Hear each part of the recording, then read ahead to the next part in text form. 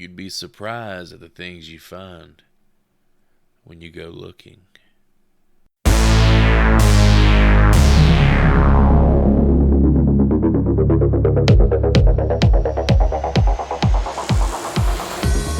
This is the Horrible Film School. Take a seat and slowly peel open your trapper keepers. I am Chris, and I am here with Professor Hootie. What's up, fellas? We are back from one of the boringest Super Bowls I have ever seen. We are also joined by a man who would absolutely join a cult if the robes looked cool enough. Professor Joey, a.k.a. Dr. Nasty. Gonna take her to the VIP, with my auntie, gonna take a selfie. Man, y'all didn't like that Bad Bunny shit. What the fuck is that? That's Bad Bunny, bruh. Is that what he said? Yeah, gonna take her to the VIP. All right, moving on. I got some news here. I got some big ones, too. I got one aimed at both of you and one for myself, actually, ironically. Mike Flanagan is bringing Stephen King's The Mist back to the screen with a brand new movie for Warner Brothers. He will write and direct the new adaptation of Stephen King's tale. I wonder if they're gonna have the balls to blow that little boy's brains out. Well, two things. You won't do it. You won't do it. One, that's not how the book ends. So the book's not as good as... But Frank Darabont, I think the book's good. I got you. Frank Darabont did a great job with it. I mean, he directed Shawshank. The guy's an incredible director. And he had Thomas Jane. Some of the worst effects work we've encountered on this show, in my opinion. I mean, it's a product of its time. Wait, what are we talking about? What are we talking about? Better shit that came out around that time. The Mist, Frank Darabont. Those special effects, man, I hate it. You are crazy. The Mist looked fucking awesome. The tentacle dog. Coming up under the bugs, fucking door and grabbing that little nerd. Look at those flying grabbing creatures Seth again, Green and terrible. fucking tearing his chest open. Seth Green. You're talking about the Shermanator. Yeah, it looked like Seth Green. It's like... Wait, was Seth Green on the fucking Epstein files? Did anybody see his name on there? I didn't dig that deep. I thought I saw his name on there. Mike Flanagan, though, this dude just gets like an open pass to adapt every Stephen King material ever, I guess. I mean, I like most of his work. I don't like it all, but I think he'll do a good enough job with it. I just don't know if it's just something that doesn't need to be done. Kind of like how they're redoing the Harry Potter movies. It just doesn't have to be redone. Actually, you know what? The fact they're making it to a show for me is Here we go. fucking McGonagall my fucking balls. I've been no, watching man, Harry Potter porn, I really like that they stuff. can really flesh out the books and put that. Like you read the books? Yeah, man? I loved them. I loved the Order of the Phoenix one.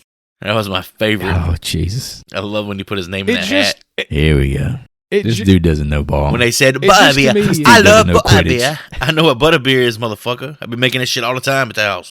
It is pretty good coffee creamer. I got some in the fridge. Butterbeer. Yeah, Patricia tried to get me to buy zero sugar fucking Butterbeer the other day. Oh, no. I said, hell no. I don't fuck I with said, zero hell cream, no. No.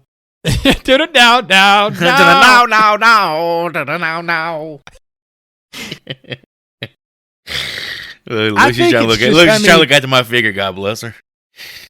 Our generation grew up It's a lot of looking. with the Harry Potter movies, and then Universal spent all that money to build that Harry Potter section of their theme parks. And now they're just trying to like keep that money funnel going by making this TV show, is how I see it. Me and Chris actually went there. That shit was fucking dope, bro. Going down Diagon Alley. Awesome. Diagon Alley. Did you feel like you were one with the Potter? With my mates. I kept trying to run into the wall. I'm talking about, where's that 9 3/4 at, dog? I kept like headbutting the walls trying to find it. Yeah, Joy got arrested. We were promptly Joy kicked out. took the Kool-Aid man approach. The only person to ever get drunk on butterbeer. Yeah. I think he was a diabetic. I think it's what it was. He called it drunk, so. It's just pure like sugar water. So good. This one's for you, Joy. In a Violent Nature 2 is now in post-production. Yes. Here's a quote for you. In the second film, Johnny heads to a summer camp where he crosses paths with a young, outcast camper who is forced to spend the night with his counselor sister and her friends at their end-of-season party. Goodness gracious. I'm getting hot right just in thinking that about Camp it. Crystal Lake vibe. We go into the summer camp, boys. That's the problem. We didn't see enough. It's going to be like a POV. We didn't see enough fucking in that first one. It's gotta be POV. You mean in the theater or in the movie? I watched it. Is that the one where we was? More fucking Is that the around, one where we isn't it? were really high, and then they ran us out of the movie theater? Yeah, it was a weird experience. Yeah, we had like the whole it wasn't playing. It was like stuck on an image, but the audio kept going. We didn't know if we were supposed to be staring at the same thing. The amount of walking in that movie had to make that experience even stranger. Is that night your ass went to Yeah, it was a cookout and bizarre couldn't night, even man. figure out what the fuck it was? You said steak style or some shit, and they said Steak She style. said, "Excuse me." I said, let me get a burger. And I glanced at the menu. She said, what kind? The first thing that just jumped out, I saw A1 sauce. I said, what's a steak style? I'll do that. What? I ain't never heard anybody say what at a drive-thru. I fucking rolling What? into that shit. It was a good. And the last thing I was going to shout out was The Adventures of Cliff Booth, man. This is the ultimate apex of my interest personally. Got David Fincher and Quentin Tarantino. I don't know if you boys saw the teaser during the Super Bowl. So that was real? I thought that was like just fake made for the Super Bowl. No, dog. That was real, bro. That's It's pretty coming. I think it's comes out Christmas on Netflix. Oh, were you going to have a Leonardo DiCaprio cameo? Yeah, maybe. Who Pretty cool. knows? I don't know if Fincher's ever worked with him. Maybe not. That's the one thing. But it was announced on April 1st last year. I assumed it was an April Fool's thing, but it's legit. The fact it's going to Netflix makes me hesitant. Yeah, it's David Fincher though. He's got some. I got to deal with him, I guess. All of his stuff's gonna go. That's, there now. The Mindhunter, Killer opened right? on Netflix. Guillermo Fight Club. Del Toro was Frankenstein on Netflix, and it just, I don't know. Don't get me started on Del Toro, dog. I don't think that's a Netflix problem. It was nominated for Best Picture, sir. You watched it in the theater, right? I don't give a goddamn. So was F1. I had to buy a ticket a month in advance to watch it in a theater. Well, yeah, you somehow. shitting on F1? I did not. Oh, F1 was good. They ain't a fucking Best Picture nominee. Come on, bro. Chris. I love Brad Pitt. All right, first of all, I don't need to talk about no Best Picture nominee. The awards don't mean shit no more. How many nominations does Sinners have? Like 16. or That something movie ain't crazy. that fucking good. Come on now. I agree. I said the same thing up front. Now, if he wins Best Actor, It's is all it going just to be made up, Stack, or is it going to be Smoke that wins the best actor? He ain't winning Best fucking Actor, bro. No way. I guess you get which character is better. That's what you want to know. All right, boys, stepping into it. Today's assignment is Joy's choice from 2016. I'm gonna go with 2016. Yeah, let's do that. I Called The Void. did have one thing I want to talk about before we hopped in. Oh shit! Okay. Sorry. Oh, you got some news? You got some I do have chisme. news. You got some chisme. I got something to the potty boys. I went to the theater and saw Send Help, directed by Sam Raimi. I've heard good Oh, things. Amy Adams. I Oh, no, considered it Rachel myself. I just McAdams. haven't had time for it. Rachel McAdams. Rachel. I would not, and the main dude from Maze Runner. I don't know his name. Dylan something. Dylan It was Mulvaney. good. It was definitely not a horror movie, in my opinion. More of like a dark comedy thriller, but it's definitely worth seeing. It's Raimi at his finest, as far as just a lot of blood, a lot of vomit, a lot of body stuff, a lot of body horror stuff. Yeah, I think it's a script he picked up, so it's not necessarily his story, I guess, but sounds like he put enough of his own touches in there where you could tell it's his work. Yeah, I don't want to give anything away, but there's a couple of scenes that he definitely made it a Sam Raimi scene. Good for Sam. I'm glad he's making some pretty good money too, so I'm glad he's still doing big things. He says he wants to do a Batman movie. We'll see. Why? He just loves comic books, man. He wants to cast Bruce Campbell as the butler. What was his name? Oh, Bruce is Bruce He'd be Wayne. great. You could do him as the old man Bruce Wayne, like Dark Knight Returns style. That'd be cool. Bruce is I in. don't know if Bruce can get in that kind of shape anymore. Bruce is in Send Help as well. Was he a Naturally, fucking of course. crab or something Keeping on the him island? employed. He's not physically in it. There's a picture of him in the office It's wall. probably a cameo. Yeah, that'd have been my guess. He plays a coconut. He's a big part of the movie without being a big part of the movie, as he usually always is. He overshadows the picture, if you will. All right, Joy, this was your choice. 2016's The Void. I got a lesson before I hand it off to you. There is a hell, but this is worse. God, that's such a corny fucking tagline. It's just Right there on the poster, baby. It sounds like the Event Horizon 3 or some shit. Damn, this movie had some Event Horizon. It had a vibes, lot bro. of Event Horizon vibes. It sure did. We're going to get into that a little bit later on. Let's start out with some fan reviews, courtesy of IMDb. Let's go negative first. This is Beyond a B Movie by Cerebus647. I'm sorry. I really like B movies and indie movies, but this movie was done by asshats. It sucks so much, it's not even funny. I had to try and watch it 4 times. Start, give up. Restart it where I left off, give up. Totally crap acting, overdone melodramatic first-year acting school dramatics. That was a very confusing sentence. I can't say enough about this film. Who spent money on this, Joe? Really? They must have needed a tax break or something. As for the actors, damn, it must be a bad year for you needing a quick cash cow. Because with this turd on your resume, your career's done. 1 out of 10. What year was this from? 2017. 2017. Ooh, hot off the presses. As soon as this came out on Shudder, this dude was like, I'm adding this to my watch list, and didn't watch it for a year. I don't agree with him. Misspeak as far as the career ending there. I can't agree with this person at all. I don't want to give too much away, but I enjoyed this picture. Dude, especially for someone who was claiming they were into indie films. Like, this should be right up your alley. I mean, acting is what it is, but the people who always say, "What are you here for? Did you come here for the acting?" is the real question. Yeah, well, that's bad for this one. Yeah, the people who are like, I kept coming back to this movie to finish it. Like, I have never watched a movie where I've had to go back to it 2 or 3 times to finish it. Even something that's like 3 or 4 hours long. I mean, if it's 4 hours long, yeah, I guess I watched Gone with the Wind in like 2 sittings. So if I could pull that off, then yeah, you can sit through any fucking 90-minute movie. I think 2 sittings is good if it's 3 or 4 hours. Yeah. It took me like 9 years to finish like the 6th Harry Potter movie. Like, I watched the 6th. I watched half of it one day, and then I said, "All right, I'm gonna go to sleep." Then I watched the second half till like. Think about that one for a while. What was it? Deathly Hallows. Deathly Hallows 1. That movie felt like a fucking The 6th one would have been Half-Blood Prince, which was the best book. No, that one was good, but it was Deathly Hallows Part 1 that was trash. So that's the 7th one, Joy. I thought you were Harry Potter. I am. I'm aficionado. The 8th one would have been Part 2 of the Deathly Hallows. See? Perfect. That's exactly what you know what the Deathly Hallows are, Rudy? Put that in your pipe. Yeah, you ain't got a fucking clue. Shut your mouth. Yeah, dunk on him. Yeah, I'm gonna fucking Sir Duncan the Tall your ass. Keep looking at me. Damn right, I like that. Yeah, that's right. Look down like a defeated dog. He's just fucking sitting there looking clueless like a goddamn idiot. All right, let's move on to the positives. John Carpenter's The Thing meets Hellraiser by A Winter's Wolf. Anyone who was a fan. What the fuck? That's pretty cool fucking name. Anyone who was. What's going on? Hold on. Just in the word salad there, I got lost. We're reading a review here? Yeah, this is a review. This is John Winter's Carpenter's Wolf, Chris. Start over. Winter's Wolf. Winter's Wolf. Is that's the guy's author. name, A Winter's Wolf. All right, okay. God, did I read that right? Shout out. Winter's Wolf. Back in 2020. Anyone who was a fan of creature films will enjoy this movie. It's shocking it's not got a higher rating. It has the great visuals of The Thing, no rubbish CGI here, with a kind of Hellraiser feel, if you will, see what I mean if you choose to watch it.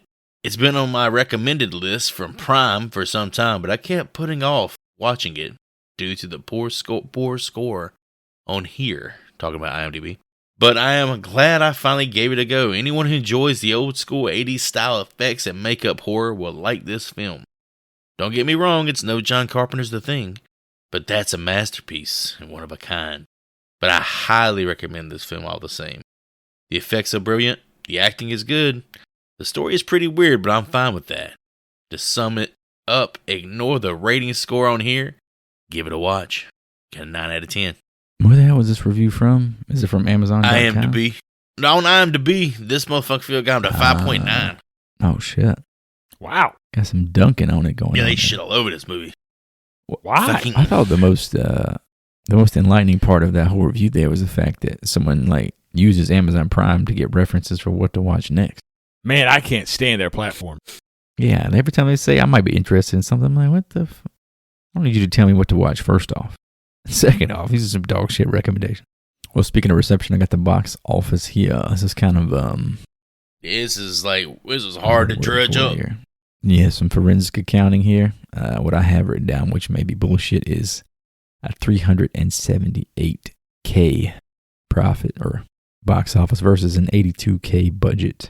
Sound right to you guys? See, like the $82K budget, from what I read, was just for the creature effects, and it was Just the crowdfunded Yeah, it was bit? funded by via an Indiegogo campaign of all things. Well, Go. is a crowdfunded or crowdfunded funds considered part of your production costs? Because technically it's paid for by somebody else. I think it is part of the production cost because it's going towards producing There's no a way product. the rest of this right? movie was free. No. That's impossible. I'm sure they operated at a loss. Like this isn't like a. Yeah, probably. They probably did. But I also read it grossed approximately $150K during its release. I think in the U.S. with the $55,000 opening week. Huge numbers. We'll be getting. It sounds like it's Boy 2, 3, and 4 right around the corner. Yeah, it's definitely any minute now. It's only been 10 years.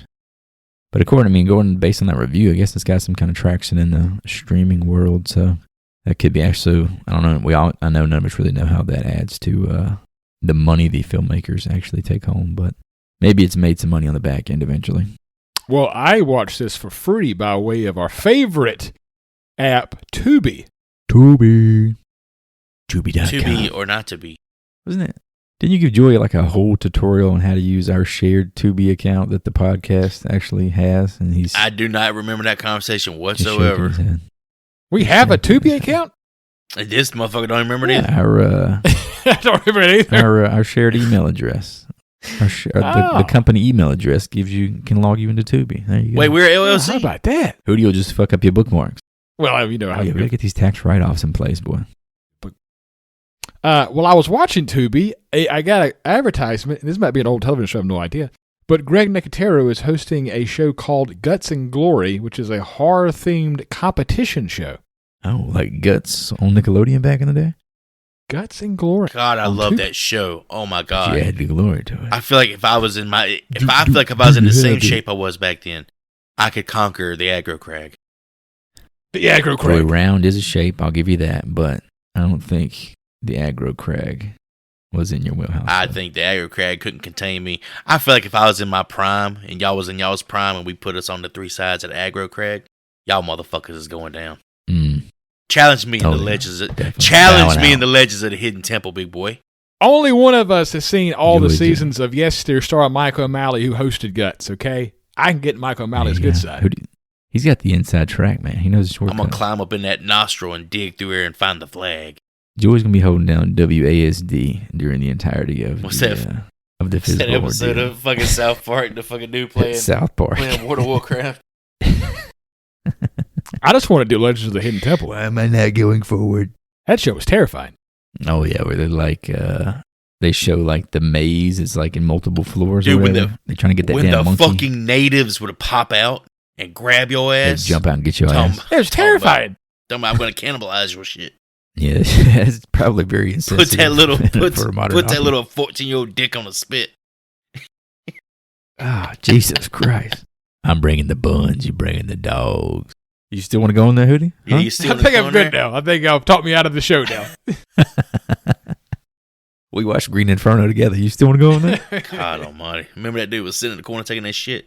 Oh yeah. Couldn't help it. Couldn't help it.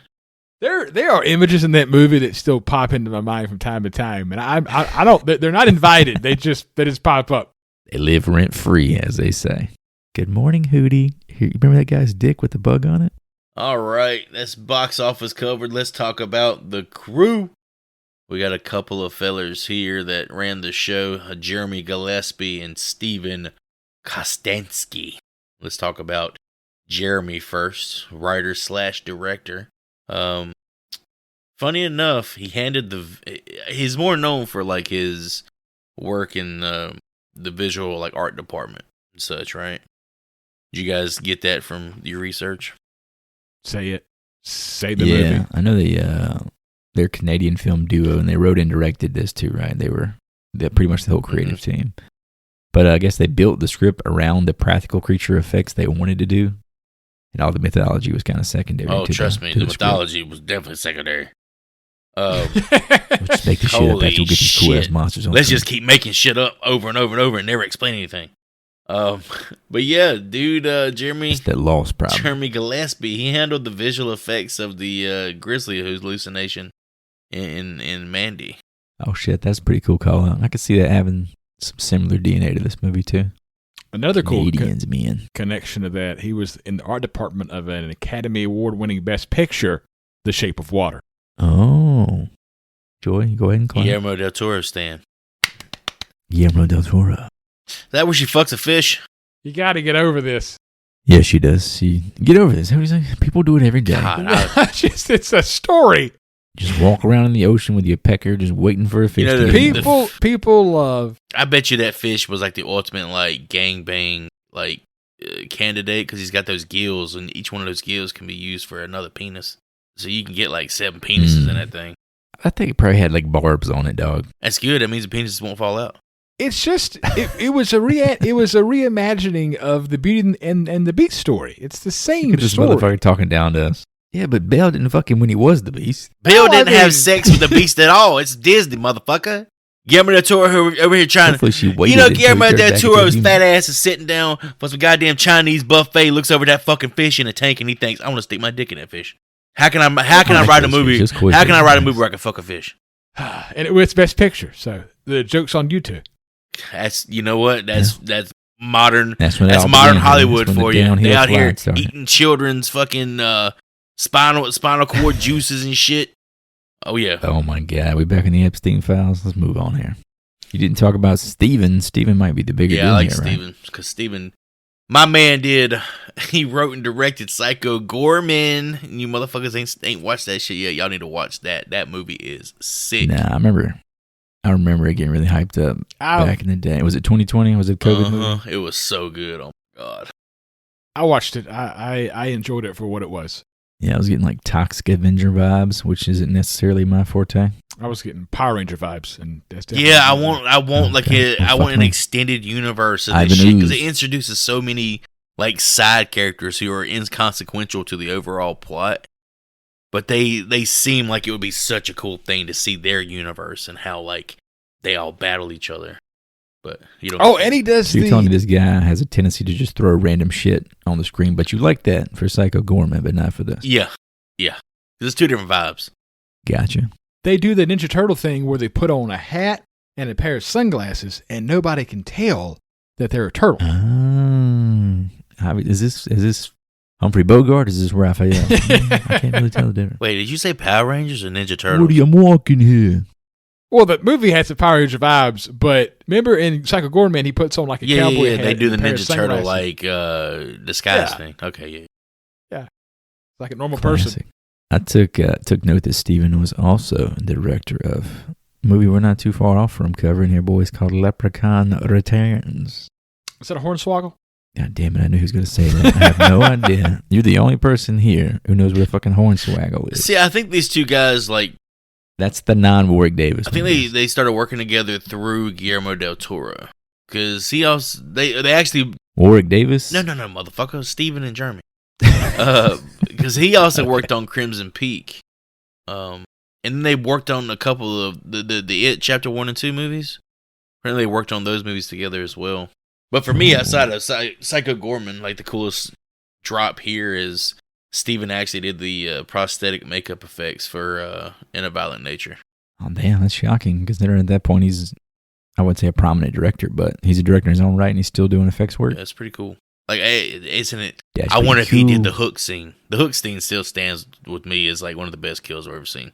Yeah. I feel like whoever did the hook scene is probably like known for doing the hook scene. You're Every the time hook I do scene yoga, guy. I think about the hook scene. You're the hook guy. You're that sick fuck. All right, anything else on the crew, guys? Y'all want to talk about the special effects? Or do we... I assume the special effects were done mainly by these two guys, right?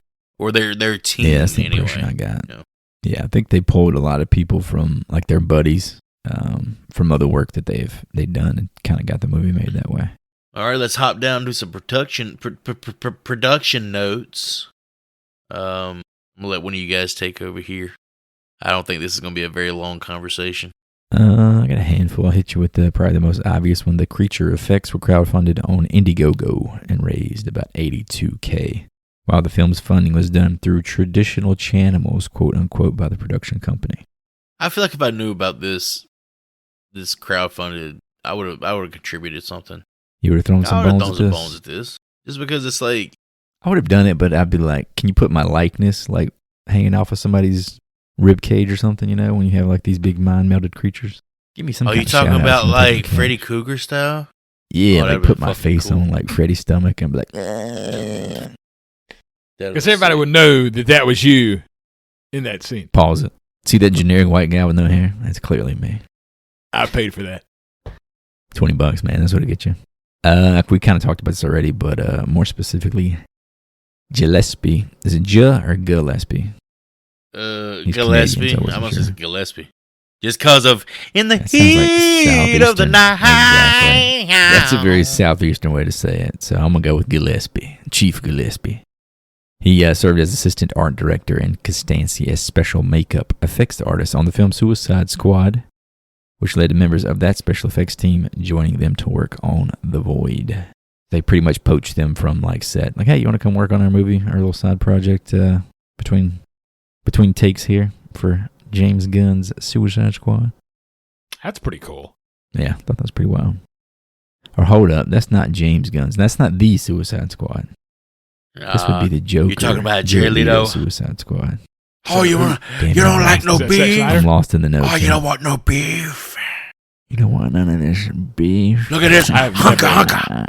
I've never seen that movie. Thank you. Oh, you need to watch it for Jared Leto's. Fucking get on it. You need to dog. watch it for Jared Leto's performance. He got a bad rap for that, but he actually did great in his take Bro. on the character.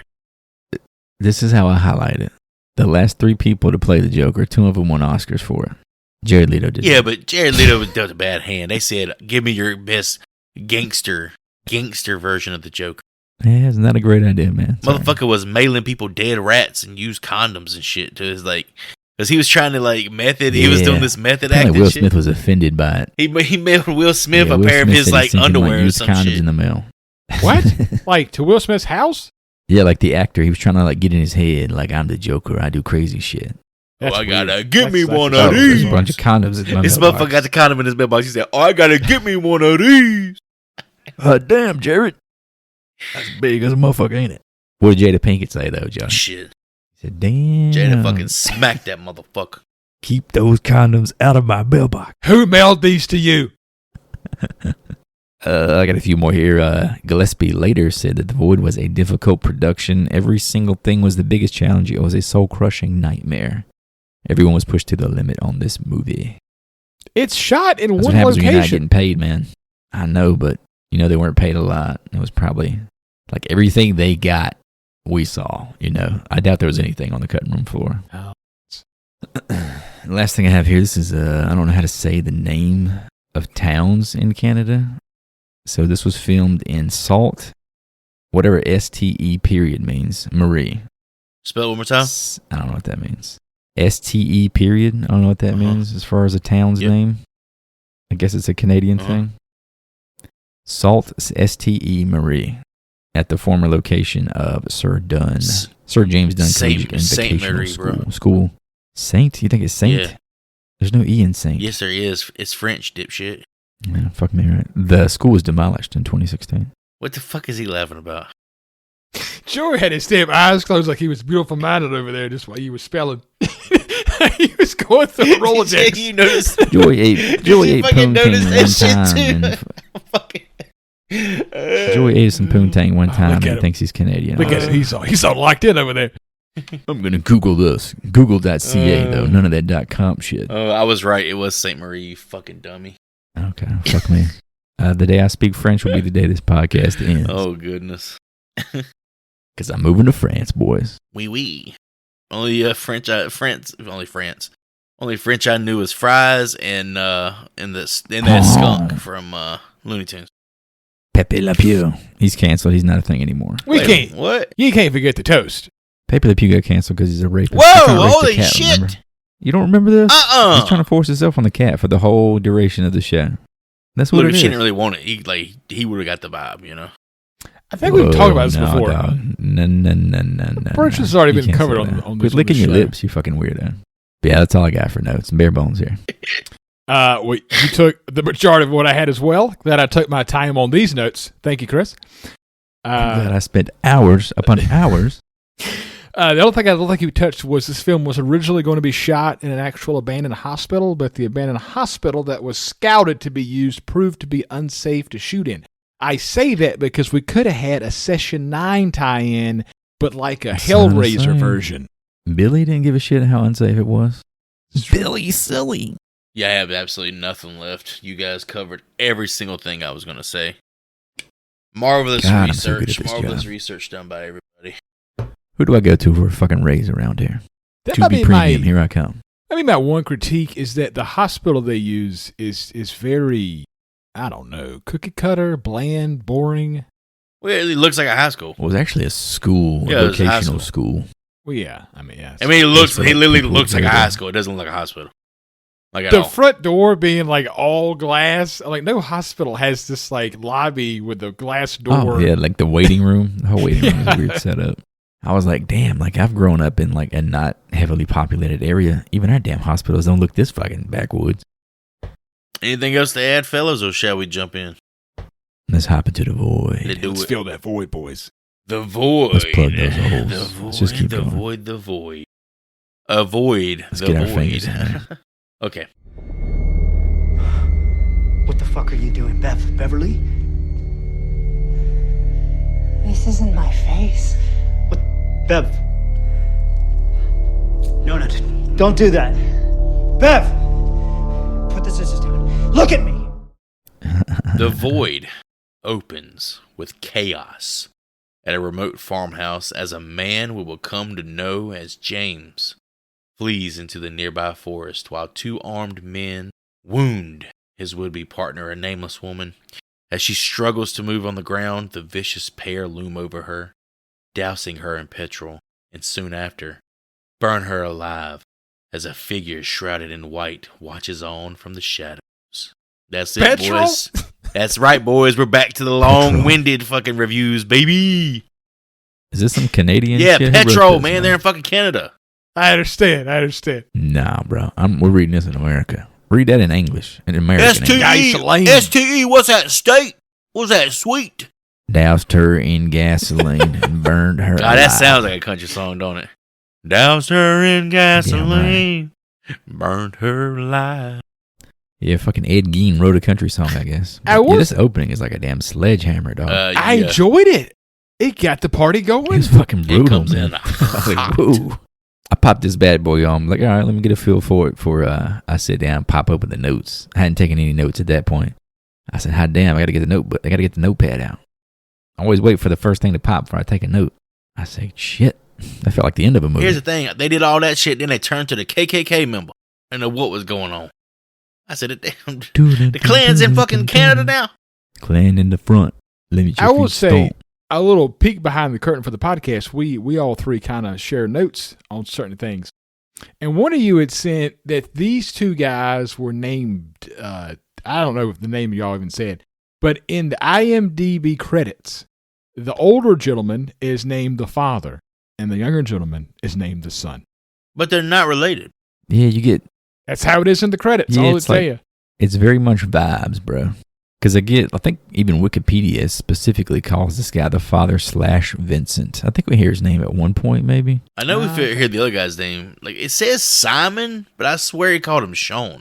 This movie was clearly built around. I don't special fucking effects. know, man. It's very confusing. These two motherfuckers, they're in the whole movie. And None of these names matter. they're in the entire movie. I don't think they have names. We'll just put it that way. I think I say by the end of this movie, if you asked me, I could have named two of the characters for you. We're going to say Arsonist 1, Arsonist It's 2. just not that type of movie. Obviously, this lady's getting doused in gasoline with a shotgun wound to the back and set on fire within the first 5 Damn, minutes. hearing her whimper on the ground, man. Oh, my God. That was fucking The weird. tone is set. The tone is set. And it's never really established why this happened. They just... Again, in retrospect, This I was movie like, okay, this is gonna the come movie back makes around. a fucking habit of doing that. Hold on, I think I might have an explanation now that we're talking about it out loud. Oh, here we go. We'll talk about it when we get to the end. This little Maybe Harry when we get Potter to the end, brain. We'll have an idea. I got an idea. A wounded James stumbles from the woods, fortuitously happening upon Deputy Daniel Carter, who rushes the delirious man to a nearby hospital Marsh County Memorial, a nearly abandoned shell of a medical institute kept operational by a skeleton crew consisting of Daniel's estranged wife, Allison, and Nurse Beverly, as well as their trainee, Kim, in addition to Dr. Richard Powell and his small collection of patients. Oh, Rich. Dick, if you will. He's going to be slinging, as we'll come to find out. So we've pretty much met every character at this point. We want to run through the cast list here? Yeah, I'm going to talk about the first one. Ellen Wong as Kim. My girl, brother. That's Ellen Wong. Knives Chow from Scott Pilgrim vs. the World. Scotty Pilgrim. I think she came back and did the voice too, right? For the yeah, that's the thing. She didn't get much work. But even though that's like one of my favorite movies of all time, I love them. She is Jenny Che from the show Glow. If you guys ever seen Glow on Netflix, it's the wrestling movie. Hootie, if you have not watched that fucking show, I think you would love it. Wrestling movie. Well, Glow was a real wrestling company. Oh yeah. This is like yeah. Oh fuck, here we go. Separate podcast. It's Mark Maron, Allison Brie. I love Dark Side of the Ring. The chick from The Hunt. You know her name? Oh, I don't know her name, but for sure. I know her face. Yeah, she's in it. Good, really good show. You see, back in the 80s, Chris, Vince McMahon wasn't pushing female wrestlers, so they had to make their own wrestling company, and they called it Glow. Glorious Ladies of Wrestling. Little peep behind the curtain. Okay. Who was the next cast member? I've heard good things about it. It didn't get a proper ending, though, did it? Did it get canceled too early? I can't fuck with things that can't be completed. It doesn't satisfy my OCD. Before we move on, it's getting harder and harder to find connections these days. Thomas Jane is in Scott Pilgrim vs. the World. Oh, my God. Damn it, you're right. Some bitch. Shout out to That's a star-studded movie. Slinging that Anna Kendrick's is in it. Karen Culkin's in there. Chris Evans is in that movie. Brie Larson's in there. I mean, about it's really I'll read fucking Wikipedia. famous at that point. Like, too famous. It's a launch pad for some youngins. Who's the big bad in that? Oh, there's a bunch of big bads. There's one at the end. Jay Schwartzman. What's his? Jason Schwartzman. I like Jason. I do too. He's got that Michael Cera. Was it Rushmore? That was his big one. That was the breakout. So Aaron Poole plays Daniel Carter. I have 0 notes about Aaron Poole. There's a lot of them I got zeros on. Yeah. All I thought of was the Elton John song called Daniel. That's all I had. He reminded me of a very poor man's Robert Pattinson. This guy had the same, like... Is Robert Pattinson balding? No. Because this guy's But he balding. had that weird, like, swoop over hair. Is he? Oh, yeah. Okay. As a man who is balding, I can hairlines, recognize it pretty well. Oh, yeah. I quit hearing about that shit a while back. I got to comb my hair a certain way these days, boys. Oh. You got an algorithm for combing your hair now. I appreciate that. It's got to go left, right, left. Or this shit looks weird. Richard Powell, Kenneth Welsh, pretty big deal, I guess. I don't have many notes. He didn't have a lot of standout films. Wasn't he in like Twin Peaks? About him. Not that I came across, no. This Kenneth Welsh? Yes, he had a lot of theatrical credits, I believe, as in the theater. He was the narrator in Psycho Goreman. Oh, we got a little shout out. He was in George A. Romero's Last Dead movie, Survival of the Dead. And he was in a Thomas Jane vehicle, The Expanse, for one episode. Oh, I like The Expanse. One fucking Thomas episode. Jane's in that? It's a big part of it. Spoiler alert. I'm not going to tell you about it. He's one of the main characters. Fuck me in that. That's a very good series. You've always talked about how good it is. Now I really don't want to watch it. Yeah, it's really good. Those two guys, the guys who wrote the book series, who also ran the show, are rumored to be the two that are helping George R.R. Martin finish his fucking books. Really? Because they both got started as editors back in the day. Oh, cool. Huh. Maybe we'll get them shits out. So in one of these scenes during this, we're introduced to all these characters, and we see like the little nuances of what make their characters unique. And the Kim character is talking to some random patient who's left at the hospital. I think his name's Cliff, but she's showing him pictures of medical procedures in a book, and the procedure known as degloving comes up. You guys ever heard of degloving? This shit. When she talked about it, I knew right before she showed the picture what was going to happen, because I watched, literally 2 days before I watched this, I watched the first episode of The Pit. Oh my God. Degloving. That show is so fucking good. Dramas. I'm only 2 episodes in. It is very good. I'm not a medical drama person because that shit has more of an effect on me than gross out horror movies ever do. So I saw someone get degloved on that show. It was fucking Okay, brutal. you've seen it on a show? I've seen somebody get degloved in real gross. fucking life. Nah, bro, I don't want to hear I've seen the aftermath of a degloving, and it's not for the faint of heart. I tried watching bring The up our Pit. bag. It's too real. It's too, I don't know. It just wasn't a fun watch. It's anxiety inducing. Like it's an hour of life. Every episode is 1 hour, right? I'm like, if this was an hour of my day, I would not fucking go to work anymore. Yeah, just give me a rerun of Scrubs and I'll just move on. Oh, who wants that fake shit? I think they just dropped a trailer for their comeback the other day. Yeah, I'm not watch it, as excited as some are about it. Is Dr. Cox in it? Oh, I thought you were the biggest fan. He man. is. He's got like a small role in it. He's being phased out. Lame. And he's the main part. Why is he canceled or something? No, he's just older, and now Zach Braff or JD is taking that role in the show. And I'm like, I don't want to see JD as that. Is Michael Faison back? The old guy. Donald Faison is back. Oh, the whole shit. cast is Michael back. Faison. Besides the janitor. The janitor The did whole not come back. fucking. He passed away, didn't he? No, the janitor is alive, I think. He just made the show the minute. Wait, the janitor didn't come back? No.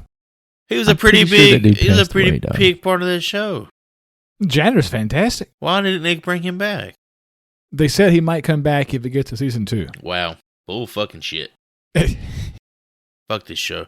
Well, fuck me, Stupid right? fucking show. Speaking of Kenneth Welsh, I think he actually passed away in 2022 from what I read, so rest in peace, In Kenny. the Dr. Powell, arms not of coming an back. angel.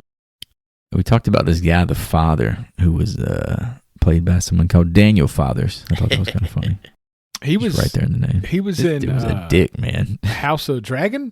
Oh, was he? Was he a He was dragon? one of the. He was now. Yes, he was a dragon. He was. He's an asshole, that's for sure. He was the king who was in. I think it's at 3 episodes. Oh, Don't ask me was what it while king they or were what trying? house. They were trying to appeal to the kings of the realm to join their side. Sure. Oh, was he the Baratheon? Was he head of Baratheons? Man? Correct. Not under my roof. Sure. Not under my protection. No idea. Who he said, I don't fucking read. I don't read these books. There's I don't know only- these people's names. 90 people I have to remember from this show. Yeah, motherfucker, do your Motherfuckers homework. have the Who same wants to name. watch You got TV and just fucking be 12 entertained? Agons. Who wants to just be entertained, man? You need to be studying. Then the wife, Allison, played by Kathleen Monroe. Again, a goose egg for my notes on that lady. Get back in the kitchen, Kathleen. Oh, I immediately regretted saying that shit as soon as I said it. Get back in the should. kitchen, Kathleen. You did not appreciate her skill Nah, she here? was fine. Everybody in the movie. She reminded me. Everybody in the movie is just fine. She's like she's Everyone the knows that poor guy. man's version of Rick's wife from The Walking Dead. Lori. That's very specific, but it definitely works. Couldn't stand. I do Couldn't have stand one that note cheating about bitch. one actor here. I had the one, who is this guy while I'm watching this? Mitchell, the state trooper, played by Art Hindle. You guys know this guy? He reminded me of the state trooper in Jigging All the Way who got his hands blown off. Well, fuck me anyway. This To is be exactly what he is. specific. Yeah. he had one of those faces, and I had to look it up afterwards. Dude was in Porky's and Porky's 2 as police officer Hell Ted yeah. Jarvis. I was like, there's a reason this dude's face is ingrained in my head. Watching those dirty teen Oh, I comedies loved it, when I was boy. a child. Learned a lot about life, a lot about love, a lot about something, man. A lot about Alan gloves. Jackson, man. He taught you a lot, didn't he, there? Oh goodness gracious! So the setup, what do you puppy. think guys think of this setup here? Let's get everyone to the hospital. Yeah. It's Get everyone to one centralized location. Let's take this Yeah. budget, and let's restrain the budget a little bit. No more houses, no more woods. let's get them. But yeah, this is gonna be our home for the next hour and 20 minutes of runtime. We're session 9 in this biatch. What do you guys think about the relationship between Allison and Daniel? Like the movie Highly confusing. really tries to make you give a fuck about their relationship. I have no idea what was going on between them. Yeah, I feel like They used to be married. This is definitely one of the weaknesses of the movie. Is That's the all I character know. development's just not there. I can't tell if they liked each other or not. I saw it in your face, Daniel. You liked what occurred. Daniel appreciated that shit. But yeah, there's just no, I don't know. I can't tell because usually like you see these types of movies and like the guy and the ex-wife like die hard. Like at the end of the day, he's really like trying to. I don't think it's his ex-wife. I think they're still That's what I'm together, saying. I don't but understand the they're dynamic on. They're acting. They're like weird about it. separated because of their loss. All right, It's what you would. to everybody at home who hasn't watched the movie, the couple lost a child together, a newborn. Which is tragic. Yes. It's what you would call a shoehorned in side plot. I guess it serves to get Daniel to care about the people in this hospital. I don't know. Or maybe it's to create I don't know like what it really adds to the story. the small town It pulls him- vibe. I guess it pulls him further into the investigation when he has to go downstairs. So maybe there's that. It could have been 2 or 3 pieces of dialogue that made this more interesting, I think. But he also makes it seem like he doesn't know much about this hospital. Like he would rather take this guy to another hospital 20 minutes away. Oh yeah, he's trying to avoid his wife. Yeah. Ah, okay. Okay. As Yeah, I was yeah. saying that, Yeah, I but realized what was He's happening. trying to get away from that bitch. I agree. I remember him saying that, but I just did not believe there was a contemptuous relationship between the two. They didn't seem like they disliked each other, I don't understand his avoidance. Because at one point, I think he even says, "I'm the only one who could tell my fucking wife to shut up," or something. I'm like, what? That was weird. Maybe that's a problem, I'm the Daniel. only one who could be pissed off at my fucking wife. I was like, what the fuck, dude? Left alone with James, something snaps in Beverly as she murders an isolated patient. Alerted by the subtle sound of Bev driving a pair of scissors into the man's orbital socket, a passing Daniel attempts to apprehend, looking on in horror as she hacks at her own face with the blade before lunging towards her. Drawing his weapon, he puts her down and soon passes out when he is awoken by Allison, Doc Powell. The 2 medical professionals inform the lawman that Sheriff Mitchell has arrived at the hospital in response to James's mysterious circumstances. Sheriff Mitchell, here to save the day. Is he a sheriff or a highway patrol? I don't know. It says sheriff on his fucking IMDb. Jingle Sure. all the I think way it's, has arrived. Oh, yeah, fucking sweet. Nobody likes he's got the Booster. Turbo Man. He's here to save the day. Nobody wants Booster. Yeah, this lady Bev just snapping. Bev she's going straight choppy. fucking Event Horizon in this bitch. Yeah, totally out of the blue. I'm still not sure to this point what triggered this. Here's the thing. You Does won't this know it explain? now. You won't know it at the end of the movie. Okay, let's make sure this is not me just misremembering a clue that was left behind. I thought I had figured it out watching it to where there was something inside of James who like got out and jumped inside of Beverly, but that's not at all what happened. Like he was So- infecting her. Yeah, I kind of thought Yeah. that too. I was like, maybe he's bringing like a disease because of the way that the 2 guys are hunting him down as well.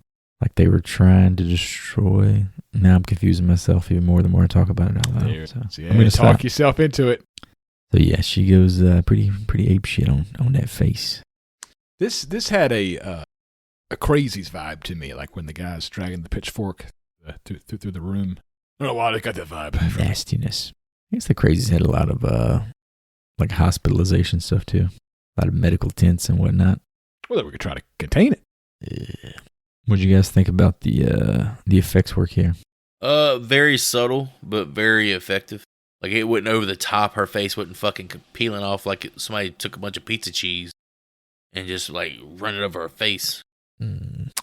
I couldn't figure out exactly what was going on until the very end of this scene, but it did look pretty good. Yeah, the lighting. They play a lot with the lighting. Hey, here. speaking of pizza Where that's cheese, to hide. Chris Tiano's is on DoorDash now. Hide some budget. Oh It's man, over, brother. how much does it cost to get a Oh dash? shit! It costs what it costs, baby. $20 fucking. Fine with me. I ain't that damn lazy, man. Just put it on my belly. I won't pay $3 I always leave for a delivery, note. man. I always I'm leave a gonna go note pick it on up. there. When I'm doing my thing, delivery notes. I say leave it on my belly. I Mm. won't never forget the So time she. me and Chris were in Nashville, and this man ordered about $20 worth of Ben and Jerry's. Yeah, motherfuckers was melting by the time it got You got to me, $20 but Ben and I got it Jerry's? down. I got it down. You got to pay the fees and all that. This was like 2 a.m. Was you drunk high? Probably a little bit of everything. It was good going down. I said, "Damn, what's my ice cream though?" I had to drink the last little bit of it. God, it's the best. Outside of Marsh Memorial, Daniel is attacked by the figure in white, narrowly escaping certain death as more of the hooded beings surround the hospital. Startled by the sounds of screaming from James's holding room, Daniel and Mitchell burst into a horrific scene.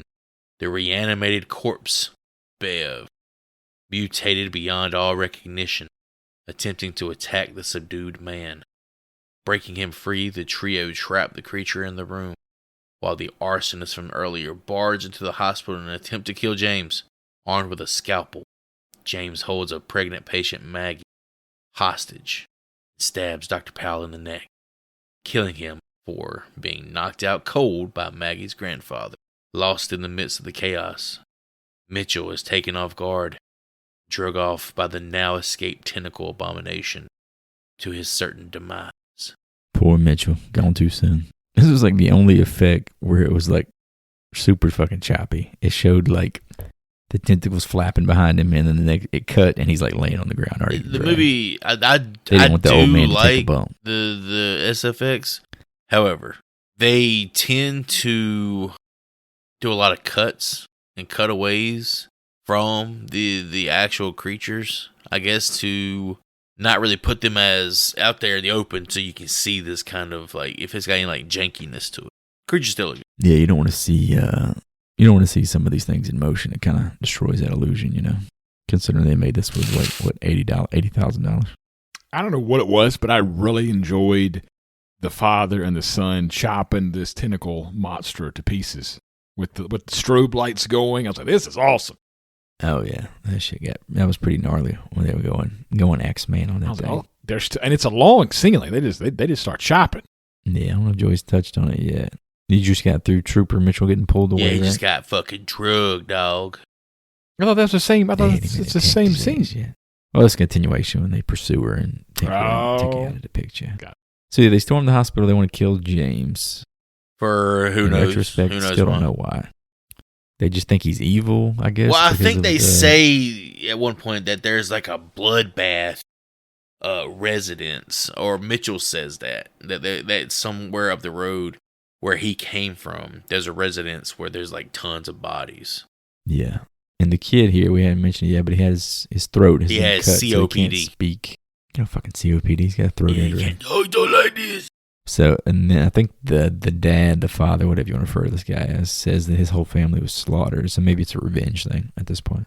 Because James does say they got talked into some pretty wicked shit when they was Jamesy.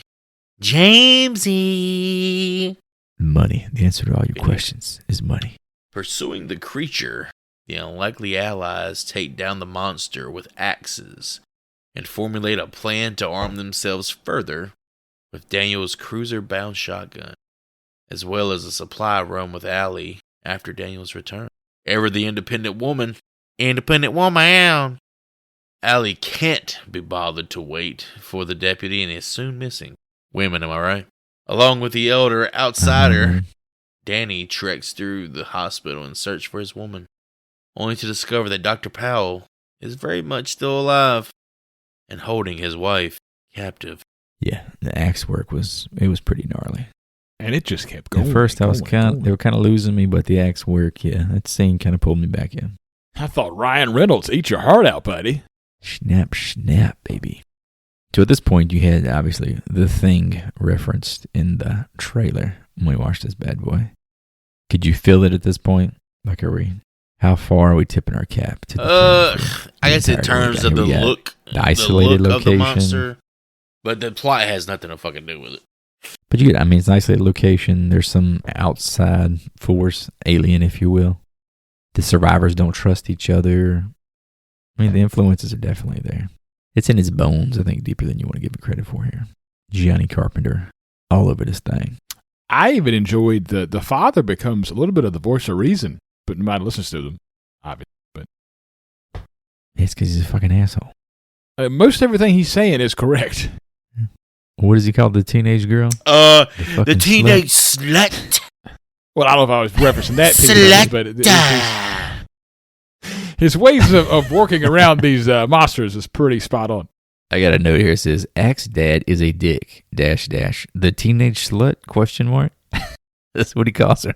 I feel like, not to bring up Walking Dead again, but it's always that character like Shane in The Walking Dead who's not a good person, but in actuality, like, is the right person to probably follow. He's got the right idea, Nah, those people never last long in this world, man. Too much mouth puts you in the fucking ground. Tell them, Joy. Oh, I'm telling you. Put them in the ground. 6 Tell feet it. deep. You step on my property, you going down. Tell them, Joy. 6 feet deep. Your ass will sink in sleep. So what'd you guys think about the discovery that Powell is secretly fucking everybody's shit Yeah, up? it just came out of fucking nowhere. Out of left field. Oh, that motherfucker was never dead. Sorry, motherfucker. He's back. And the way they kind of uncover it, like digging through his desk, and he finds like fucking clues. Oh, he's running a demonic force on the side here. Oh, okay. Oh, there's another get an try. info It kind of dump. comes together without any explanation. It's just the info dump in Polaroids, though, right? Oh, he just took pictures of every fucking thing. Oh, he did. sure Awesome. did. Tell you what, in Polaroids, I'm a big fan. Yeah, some nasty shit in Got there. the Dahmers And we're in there, supposed to- baby. We're supposed to realize that he made like a pact with the devil to see his daughter again. Yeah, he kind of narrates like the next 30 minutes of the movie. Like occasionally he'll pop up and say like, Daniel, I'm down here and putting tentacles in Daniel, wife's your wife pussy." loves these But, tentacles in her fucking puss. He is sewing his arm up for like 30 minutes here in a little bit. Oh, Yeah, my dude. goodness, when he's chopping That that dude shit. loves to fucking talk. But yeah, essentially I think he mentions that once he lost his daughter, he kind of went looking for the darkness wherever he had to bring her back. Classic story, man. Classic. This is it's Pet Cemetery all over again. Anything for Sometimes. my kiddos. Sometimes dad is better. That road, I told you about that road. Get your Wrong. goddamn cat out of that fucking road. What's your favorite kind of ice cream, Herman Munster? Rocky Road. So you guys didn't appreciate the hospital setting here? Ugh, I mean, they made an effort, but The fact that it was empty? It looks like a fucking high school. You just didn't buy it as a hospital. It's funny because when we watched the trailer and we first saw like the exterior shot, I said, "Is it fucking Hawkins Middle School Yeah. from Stranger Things?"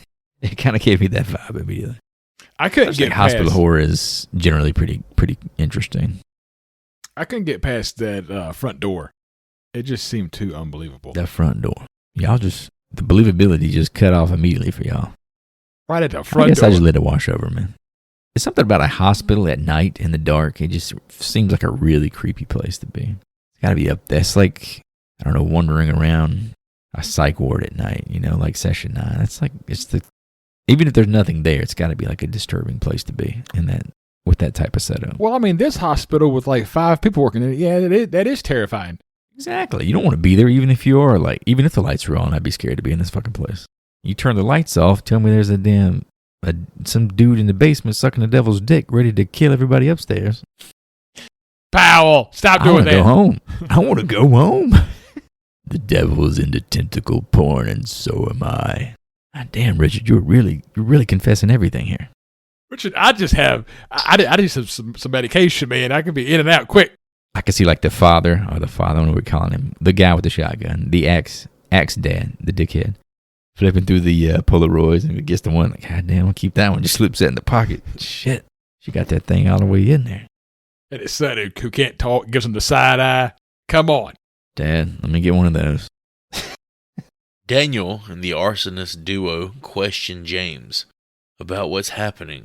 They learn the true architect of their misery and woe, Dr. Powell, the leader of a cult with the power to transform people. The trio, now a quartet, head down towards the morgue in search of the doctor and Allison. Eventually, the group comes to a secret set of stairs leading further down into a pitch-black abyss. Elsewhere, Ellie wakes to the unnerving sound of the doc cleaning his implements as he removes his own flesh for his research. He informs his captive of the catalyst of his madness, the loss of his daughter, Sarah. Meanwhile, the boys stumble upon a ceremonial chamber filled with the deformed and mutilated bodies of Powell's experiments. The group scatters as the room comes alive, and James is killed, his face turned to pulp as it smashed repeatedly on the cement floor. So James says Doc, the damn Doc invited him to the farmhouse to do drugs, have sex, perform rituals, and sacrifices. He said he had that good crystal. God damn. He had that good shit. It reminds me of like the Chappelle skit where he's talking about Michael Jackson inviting kids to the house. You mean tell me he said you come to my house, take pills, drink chocolate milk, and I suck your dick. Who's going to say no to that? How is this little drug addict man going to say no to this offer? The way he delivered the line about going and getting the drugs, like, man, this guy might actually have done this in real life. Yeah, this dude was jonesing as he's telling the story. He's just reliving it. Like, God damn, that was high as a motherfucker up there. They were turning people into weirdos. I don't know what happened here, but in my notes I have Danny is not a great actor. So something happened here that I said nay on. You didn't believe Daniel in the ceremonial death chamber. I don't believe he was really afraid. Motherfucker turned and looked at Jasmine and whatever his name is. Vincent says, "Row, Raggy." Yeah, this was a cool scene. It definitely had some of those Hellraiser vibes that were cited earlier in that review. Pretty gross. The guy just banging his head on the pipe. Oh man, with he turns and looks at him. Pretty cool effect. He's got a hole right there in the middle of his head. Oh, so cool. He doesn't have eyeballs, but he can see him somehow. And then James getting his dome cracked. Look good. Yeah, look good. We get a really good demonstration of this the art department background and the makeup effects background of the director in this scene. We get a bunch of miscellaneous corpses that are reanimated, and the contortionist guy, that was actually sick as fuck. Oh yeah. Oh, that looked good. I was trying to figure out how practical that was, and then he started to get up. I was like, damn, dude, that was a person. That looked cool. Definitely had some Silent Hill vibes. Not to bring up painful memories, but are we going to talk about the fact that we got, at least speak for myself here, I got really lost in how many floors, how many sections of basement was in this hospital. They went down 3 separate staircases inside of a basement. I think Daniel at one point in the walkie is even like, there's more stairs going down. And the lady's like, no, there's not. What the fuck's going on down there? I think it just gets to a point where I guess the quote-unquote void may have just, I don't know, altered reality at this point. Shit gets weirder the deeper we go, obviously. Are we in the void already at that point? Obviously, there's been some funky-ass shit going on down there. I think Doc even says, we got a lot of fucked up experiments. Most of them are still down here. That's not something you would fucking hear when you're walking through the dark in a hospital. Upstairs, Maggie goes into labor with nurse in training Kim doing her best Doogie Howser impression. Her grandfather begs the young girl to help his granddaughter, but finds himself at a loss for words as his throat is slit by his own flesh and blood, Maggie, who is revealed to be carrying the unborn child of none other than Dr. Howell. The cultists finally make their move after standing around for quite a bit, gathering Maggie and making their way down to the ritual chambers with Kim close behind. In the depths of the rat-like maze of the cultist sanctuary, the 3 surviving men suffer visions and hallucinations, tearing at the very fabric of their... This shit get a little nasty. The belly, I think we even get... So we see her screaming in labor pains, and that's intercut with what's going on downstairs with Daniel's wife. Why am I forgetting her name? Allison. Allie. Yeah, and she's got the wigglies going on in her belly too. Yeah. There's some really, really cool looking effects. She got them bubble guts. Practical effects, obviously. Yeah, she got to take a big shit. She just had either that or there's a tentacle. She just had some tikka masala. Now she got a shit. Yeah, that'll do it. Practical effects though, carrying the movie, which it's awesome for what it is. But when they're not on screen, you can I can feel their absence. You know what I'm saying? In scenes where there's not a cool practical effect going on, I'm kind of just waiting for it. It's just I guess it's because it's just the acting. Yeah, it's just the acting trying to push us along. And as several people pointed out, it's not the strongest cast in the history of the world. The fact that they let Kim live is also just kind of okay, I guess it's not part of the movie. She's too cute to kill off, bro. She's cute, I'll give her that. What'd you guys think about old pregnant girl going psycho? Oh, that was out of left field too. That was kind of sick. Did she snap or was it? Oh, the whole fucking time she was doing this shit. Because Powell been hammering that puss for a while. It took a while to get her knocked up. Fuck. I don't know if that was established. Did he even make some reference he had known her since she was a child too at some point? Something sure weird. Groom. I've been her doctor since she was 14. Oh, God. I want to know what Kim shot her up with. with the syringe because she went to into a damn coma for about an hour.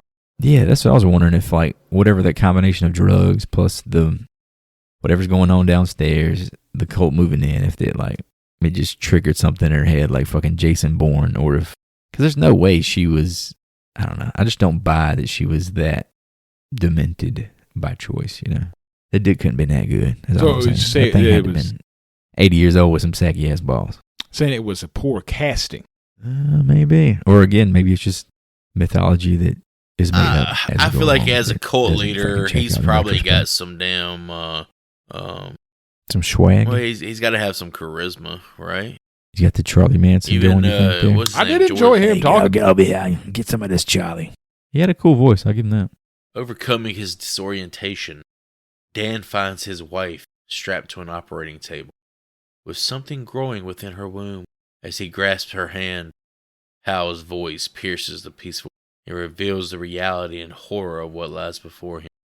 His wife mutilated and grotesquely altered beyond the point of recognition.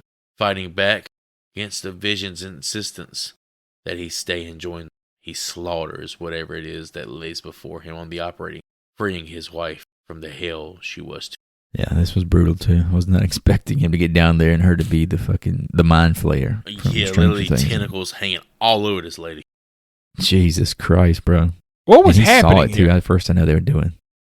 I think in his mind, he was seeing her for who she was, but as the scene wore on, he saw oh, okay, she's actually been gutted, and there's hundreds of tentacles hanging out of her everywhere. It was nasty, boy. I didn't think she would die, especially like this. Well, hold up now. Does she brutal, man? Yeah, did she go to the void? We'll find out. The whole cosmic cult idea is intriguing. I'll give it that. The triangles, the robes, resurrect, all this cool stuff. I get it, but it pushes the characters into such a fucking backseat where it's we're watching an atmosphere machine. It's not even really a story. It's just cults are fucking weird, man. Look at this cool shit. And check out these crazy ass tentacle monsters. And to me, that's not my favorite type of horror, the Hellraiser, the Event Horizon, just crazy shit to have crazy shit. Yeah, where it's there's gods involved, in other dimensions in a way. The cosmic stuff you're not a fan of. Because then it's just an endless sandbox to just be as weird as you want to be.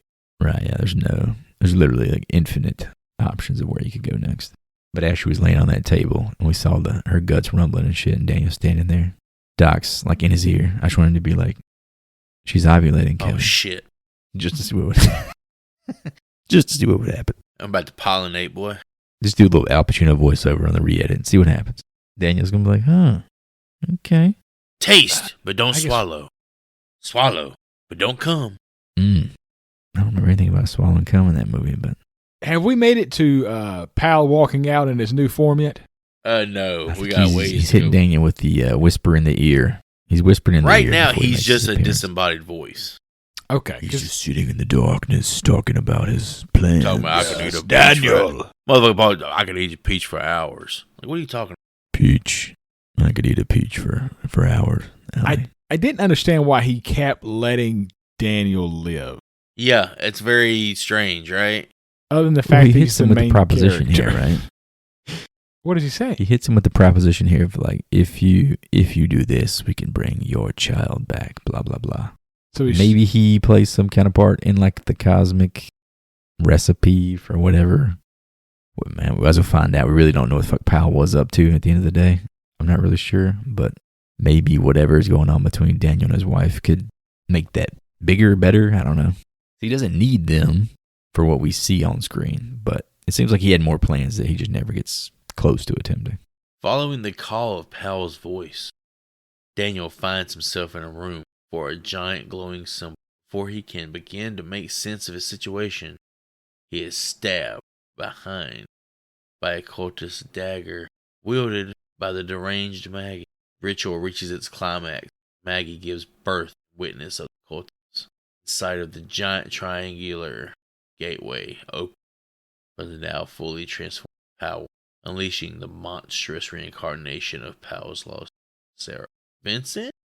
Hey, Vincent, arsonist number 1, sacrifices himself in order to stop the creature. dousing himself in accelerant as Sarah 2.0 digs her tentacles into his flesh, engulfing the pair in. This shit was dope too, right here, man. She climbs up in that boy like a 14-year-old at a middle school dance, bro. That shit was brutal. I love how, like, when... It was like in every eye hole, every ear hole. When she gives birth to this creature, it starts walking away and its umbilical cord is still attached to her. It's dragging her body along. Oh, it's so awesome. There's a lot of cords, a lot of tentacles involved here. Some Cthulhu going on with these boys. But yeah, we haven't said how Lovecraftian this movie is, but it is very much inspired by Lovecraft mythos. I think the Void is directly from Lovecraft, right? Yeah, I had a note actually on Guillermo del Toro. Apparently, while working with Guillermo del Toro, one of the guys, I forget if it was Gillespie or the other one, but they overheard him talking to somebody about trying to do a Lovecraft story and do it the right way. And that was kind of like the seed for where this idea came from. This is doing it the right way, you say? Just overhearing Del Toro talk about doing a really cool creature feature as far as Lovecraft style goes. What do you guys think about the Sarah creature? Sarah versus Beverly in 1v1. Who you got? Sarah's fucking... Ball up. Sarah wiping the floor with that bitch. Oh, fuck it. Oh, yeah, ball up, man. Just get the ball in the middle, jump ball. Let's go. I don't know if Sarah can jump, though. Sarah ain't got no damn jump shot. I didn't understand why Powell was so excited to see her. I don't understand how he was so excited to see her, but then he's like, doesn't give a fuck that she walks off. Yeah, and it's literally a newborn. That vulnerable. Oh, we brought her back. Oh, fuck. Look at that ugly ass thing. I didn't believe it was going to work. I didn't believe it was going to happen. Go eat the axe, man. And there wasn't like... Dude, it's just like Pet Cemetery, man. She's like, oh, I got this ugly ass little thing that used to be my kid. Fuck. There you go. What am I going to do? Like a little Gage, but much uglier. I don't know, though. With them ugly ass feet, I don't know if she could slip into some Jordans if she had the ball up, but... She's just big bone, Chris. Just big bone, girl. You guys like the design, though? Yeah, I thought it looked great. It looked like something straight out of that game, Nightmare Creatures. You remember that from back in the day? Yeah. Yeah, that shit was scary. I think we ever got past like 10 minutes into that game. It was so freaking hard. I really enjoyed... People used to die in games, man. Powell's new figure form person. Oh, yeah. Existence. Frank from fucking Hellraiser. He was just like... He became like a young, ripped skeleton. Skinless, like, oh, what's up, motherfuckers? It's me, Powell. See this hog right here? This dude's got a workout regimen. This dude, I guess if you ripped all the flesh and fat off of your body, you'd be ripped too, man. I guess that's true. Solid muscle. That's a fact. He works out. Technically, you're right. He's just muscle. But yeah, she's birthed, and it seemed like this. That's why I'm confused about his ultimate goal. Like, did he want Sarah back? I don't think so. Well, I don't think he wanted Sarah to look like the way she did. She's a damn mutant, boy. Yeah, that's true. Yeah, she ain't breastfeeding anytime soon. But I think he was kind of like a demo for Daniel and Allie to like, I can bring your child back. Look, like, don't look at her, but look, I can do it. It can't. Somewhat. She's in there somewhere. Yeah, just keep chopping. We'll get there. But yeah, I like asshole dad going out with the flames. I thought he had a good character arc. So considering he sacrificed himself for people that he seemed to absolutely despise when the movie started. I told you he came was around. A good dude. Look at him. He came around. And at this point, Powell is now holding Danny by the throat while also having an axe in his shoulder. Not quite. Yeah, We're about to get there. Danny's bleeding out. He got a knife in the back. Yeah, Danny already got stabbed though. He bleeding out. I had to sideline him, but you couldn't take him out of the picture. We needed somebody to observe this shit. You couldn't kill him. Daniel rejects Powell's offer of eternal reunion, burying an axe in his chest, tackling him into a cosmic void beyond the gate. The two of them sucked into that very same void. The secret chambers finally give way, the portal closed, and with it, the walls themselves closing in. The younger of the fire guard, what the hell? Fire squad. The King's Guard. What the younger of the fire squad. The King's Guard makes his escape while being chased by the wounded Sarah. Diving to safety as the walls completely closed, leaving no sign of any ritualistic chamber or halls. He, along with Kim, survive the night and escape, while Daniel finds himself reunited with Allison beneath a black sky in another dimension, a black sky darkened even further by an enormous levitating pyramid. Where's Powell? Who fucking knows? Powell's ass got dumped right into More items of confusion. Sequel, baby, it's coming. It's coming, baby. It goes full Lovecraft, like portal dimension is ambitious, but like Hootie's saying, cosmic horror can make you feel everything is so abstract that it's like it's mood over clarity. Like at the end of the day, is this a devastating ending, or is this just a big fucking question mark with a bunch of triangles after it? Yeah, I did not like how this the ending looked. How the ending looked with all that CGI, I was like, please don't have a sequel. The green because the screen. sequel Just would fucking be. Don't even like have this scene in the movie. Put the money it took to make this scene into something else. Like, Yeah, it's true like too. give me a little bit more Yeah, character. it's all tone. Man. Holy it's shit! just tone. More about tone I than think resolution, man. Some you people love it, could've- some people are gonna hate it. You could have left the last image of Danny jumping into the void with Powell, and that was good enough for me. I just left it at that. Yeah, it's a 50-50 thing though. And again, with a budget that they have, I feel like they had to put everything they shot on the film. They took 58 or was 85K from the public. They had to, if they paid for something, they kind of owed it to them to put it on screen, even if it doesn't quote unquote test well. I don't know. And now Kim gets to live the Can't rest of test her any life films really. with a guy who can't speak. She's a nurse. Yeah, you know what? She might be into that shit. She might be one of the type of women don't want a man that's all bad. As every great woman says, I think I can fix them. Joyce Get you one of them, boys. Get you one of them, Joy. Is that all we got on the void, fellas? Is it behind us? That's the void. That's 2016's or 2017's the void. The void has been filled. Portal. No, that's pretty good. The void is... All right, speaking of filling voids, we got an empty shelf in our fantastically large at this point memorabilia glass cabinets. So what are we going to fill it with from the void, Mr. Hootie? What do you think? Honestly, there wasn't a lot for me from this film to take. But if I have to pick something, I would pick the cultist book Tentacles. they found in the doctor's office. The book. Specifically the book. Damn it. I thought he was going to say tentacle porn. He doesn't want the Polaroids. Who'd he make like a little miniature movie out of him, just flip him really fast? Ooh, look at that shit. Look at this picture. The book, yeah. The book looked cool. It looked like they actually put some really impressive handwritten notes in there. I was like, I would read that probably if I found that. All right, Mr. Nasty, what memorabilia you want from this here? Short and sweet, man. Give me some of those explicit Dr. Powell cult Polaroids. I want to seize them up close. Dirty piece of shit. Just like Jeffrey Dahmer used to collect them fucking things. I want to collect them like trading cards. I have a feeling you're going to be like the serial killer in the sequel to 7 one Oh, day. man, it'd be Really so chasing cool. you. But that's a story for another day. I'm going to give us some of them white cope roads with the black triangle symbol. I feel like that's what I'll remember most. Looking like Squid Game. Now that I say, but when Hootie mentioned the KKK, that kind of makes me a bit leery of my choice. I missed But, it. Joy we're gonna- mentioned That's we're gonna accentuate that disgusting. black- Why are you talking about the We're gonna accentuate- KKK, Don't put Hootie? that evil on me. You disgusting. Talking about the KKK. Well, whoever did it, whoever you put that in my mind, I didn't even consider that when I went to get the white coat robes. But now reading the word white coat robes out loud, I'm kind of feeling white a little coat bad about as that. a so. as a blue-eyed white man. Yeah, that's true. But the black triangle symbol, front and center, there you go. So you know what you need. All right, professors, time to get out your grade books. We'll start with Mr. Hootie. Since this was Joy's choice, what did you think about The Void from 2016? Question mark. The Void was honestly a movie I never heard of before Joy picked it to review. I was expecting a typical run-of-the-mill B-horror movie that had a few really good scenes, but overall fell flat. I was shocked at how much I liked this film. The special effects were great. The acting was just good enough to pass with, like a letter grade of D, and the directing was surprisingly decent. The Hellraiser inspiration hits you in the face. However, you can tell that The Void was inspired by several different horror greats that I think we've talked about on this show. I actually highly recommend that you watch this if you've never seen it before, and I would give it a B. Oh, shit. Give him that thumbs up. I like that. Really enjoyed it.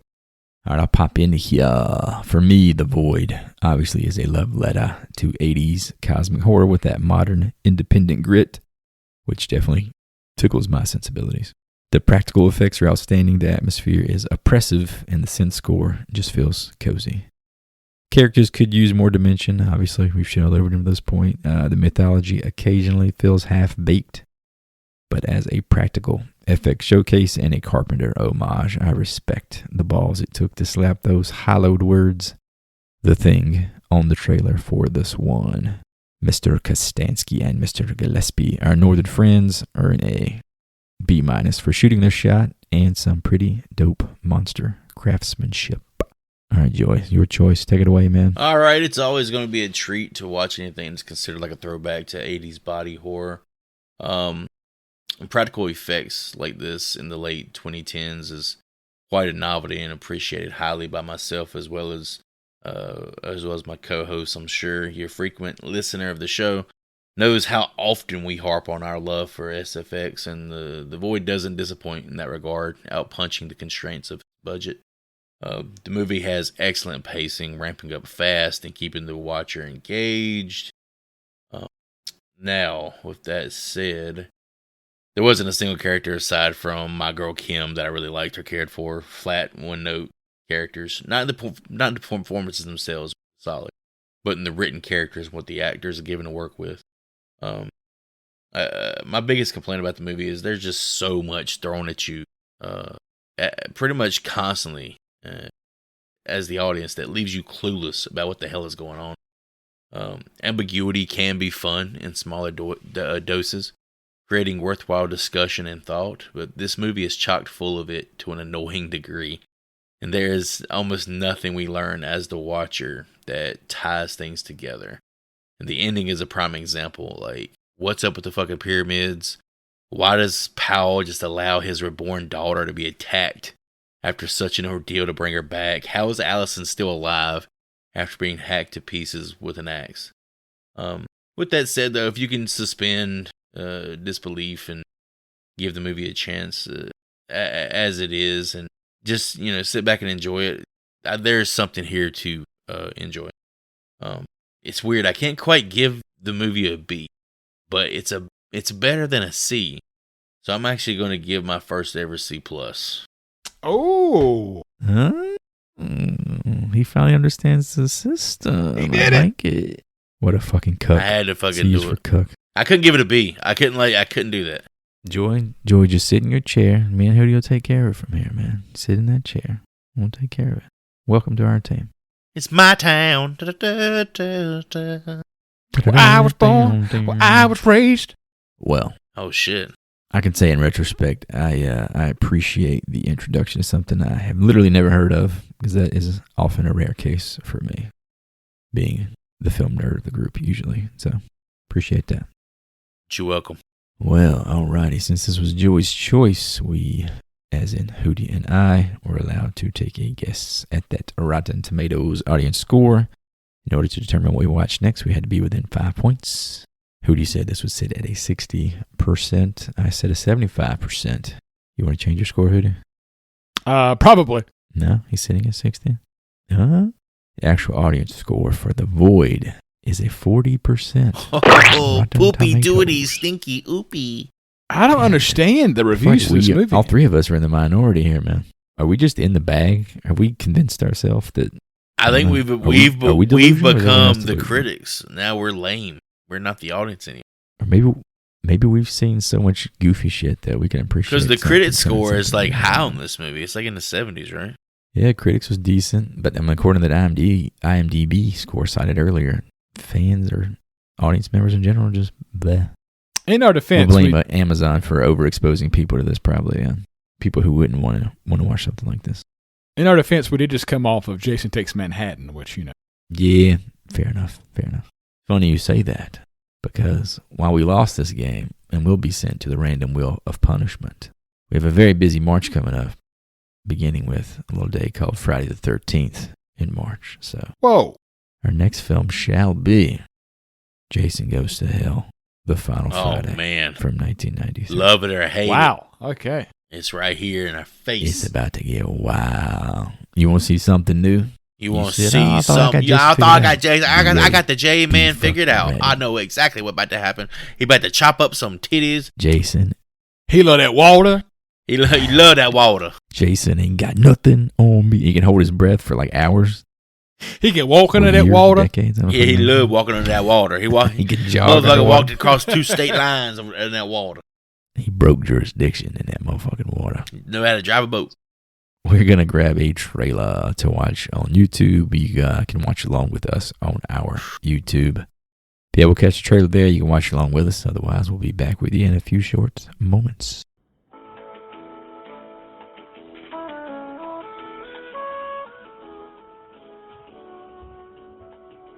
All right, boys, that was the trailer for Jason Goes to HE Double Hockey Sticks. This is assigned, obviously. Not something anybody chose to watch, but we shall. So that being said, with nothing at stake, where do we think it sits at on Rotten Tomatoes with that audience?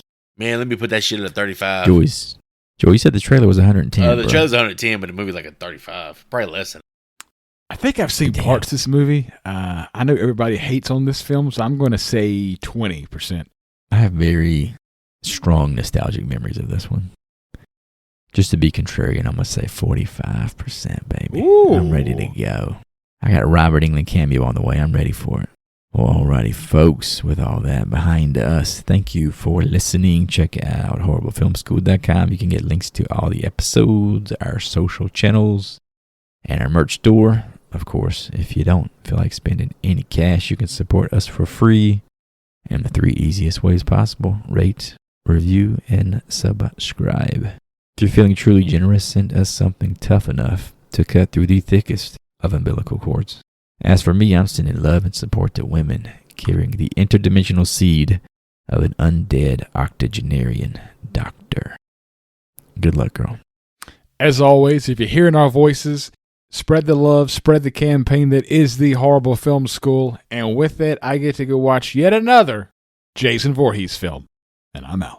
Thanks for all the likes and subs, listens, and follows, and downloads. We really appreciate you guys and gals' support. As well as your time and attention. Be sure to join us next time for Josh Voorhees' swan song.